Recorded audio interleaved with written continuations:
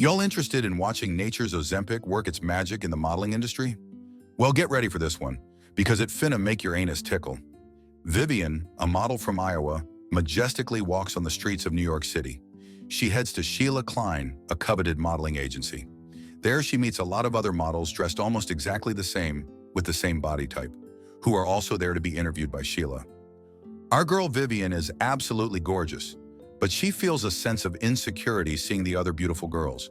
She maintains her confidence and walks the long line of beautiful girls, but one of them looking like an Etsy witch.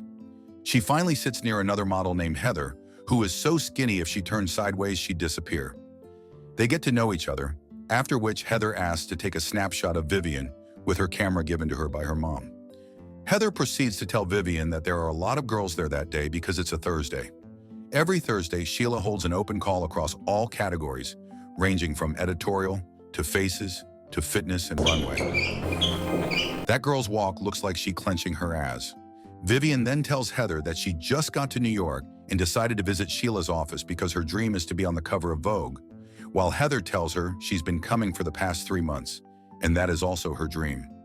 Vivian then suggests to Heather that whichever of them makes it to the top should take it upon herself to help the other as well, and Heather agrees to that as they make a pinky promise. Heather loves the idea because most of the girls here are musty-ass whores who only care about themselves. In the interview room, Sheila goes through pictures of the models one after the other and singles out Vivian to be brought in, thinking Vivian is fresh from Africa with a malnourished, snatched, skinny body. Meanwhile, Vivian notices that everyone in the waiting room is skinny. Saying ain't nobody in Iowa look like that, Heather tells her that that is the new size 0 for models. Just then, Vivian is called to the showroom, so she walks towards the waiting room amidst the bombastic side eyes of the jealous models.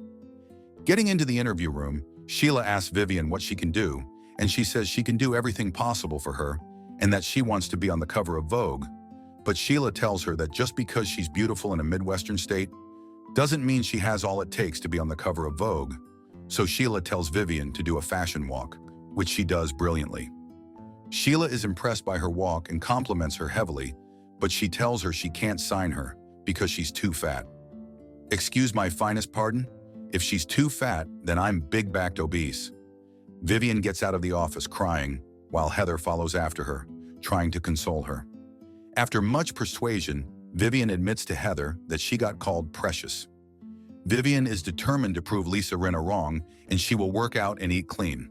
However, Vivian says laws of thermodynamics don't work when trying to become a size 0. Heather gives her the business card of a doctor, Dr. Lau, who will help her shed more weight through some medications. At Dr. Lau's office, Vivian tells him her plight, and he offers her an injection called Mondify, which is basically Ozempic. He says most celebrities have used it for weight loss. He assures her that the side effects are minimal and she has nothing to worry about. Meanwhile, she does not tell him that she takes scoliosis medicine for her crooked back. Back at home, she injects herself with Mondify, as does Heather, who is now her roommate. A few months later, Sheila's assistant forces herself to throw up, and Vivian notices her. Vivian is back at Sheila's office with a skinnier body and Edna Mode-style hair. Sheila is impressed with Vivian and signs Vivian to the coveted Sheila modeling agency. Before Vivian leaves the room, Sheila, the stone-cold, non-moving face, asks Vivian if she's on Mondify, and Vivian replies, of course, and been on it for 4 months. Vivian admits that she does get nauseous on it, though. Sheila tells her to keep it up, saying that she'll make her America's next top model. After this encounter, Vivian undergoes many photo shoots, finally sporting a not-so-Tyler Perry wig. On one such occasion, Heather visits her, and Vivian introduces her to Sheila, complimenting Heather's modeling, but the stuck-up Sheila tells her to leave.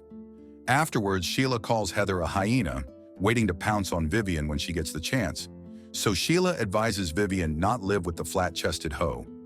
Later on, with the numerous camera flashes on her, Vivian blacks out and breaks her nose.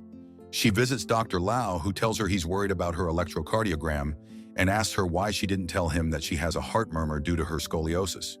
She tells him that she didn't think it mattered, but he says it does, and hence she can't continue on Mondify unless she wants her heart to explode and lead to real valve damage. He rhetorically asks her if she would rather be skinny or alive. I would choose skinny because I'm tired of being a single fat virgin. She asks him if there's another thing he can give her to use. After much persuasion, he brings out a tapeworm enclosed like a wedding ring box and tells her to wash it down with oolong tea, saying that it is an ancient method of losing weight and better than Mondify, although it has some side effects. Dr. Lau then warns her that the tapeworm will make her feel very hungry, but she should make sure she eats how she normally eats.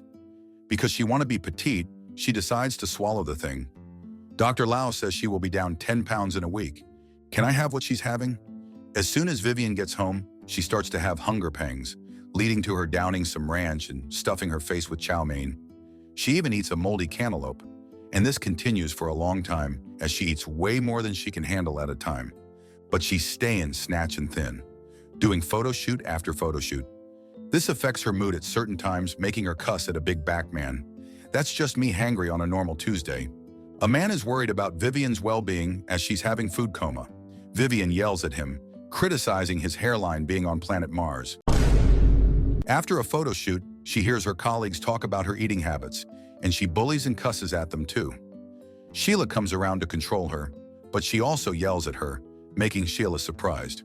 She goes to grab some bomb-ass fettuccine Alfredo while bragging about booking Vogue. Afterwards, she continues her eating spree and runs off to an adjoining room. Sheila goes off to meet her and calmly tells her that what just happened should not repeat itself. Vivian over here crying and eating ribs. She apologizes, saying that she is acting that way because of what's inside her. Sheila assumes that it is Mondify, but Vivian tells her it's not Mondify. Sheila then assumes again that she's suffering from imposter syndrome and tells her that it's normal to feel that way, making Vivian just give up on telling her that a moving dildo is up her anus, eating all the food she's consuming. Later on, Heather excitedly walks into their house and announces that she has bagged a deal with Magenta magazine, only for her to see the house littered with empty food packs, and Vivian, in a closet heavily fed, with food remains by her. Heather tells her that she is getting out of control, but Vivian mocks her, saying Magenta magazines is for wannabes, and she smashes Heather's camera to the ground. After this, Vivian comes to her senses and apologizes, but Heather says she is moving out and will come back later to get her things. This roommate situation was getting a little too, let's be honest anyway. Vivian tries to tell Heather that there's something inside of her, but Heather, who doesn't understand what Vivian is saying, says all the girls in the industry have insecurities and jealousy inside of them. But Vivian says a tapeworm, and Heather like, "Da fuck?" Heather thinks it's just Vivian feeling threatened by her. Heather wishes Vivian good luck on her photo shoot with Vogue tomorrow. Vivian cries for her to come back and apologizes, but Heather ignores her ass. At the Vogue cover shoot, the photographer finds it hard to take a good shot of Vivian because she's too skinny and the clothes she's wearing doesn't fit her anymore. Her dresser then tells her that she's lost 5 pounds from her fitting when she was measured. Suddenly, Vivian's mood changes and she cusses at her, calling her a fat lesbian cow.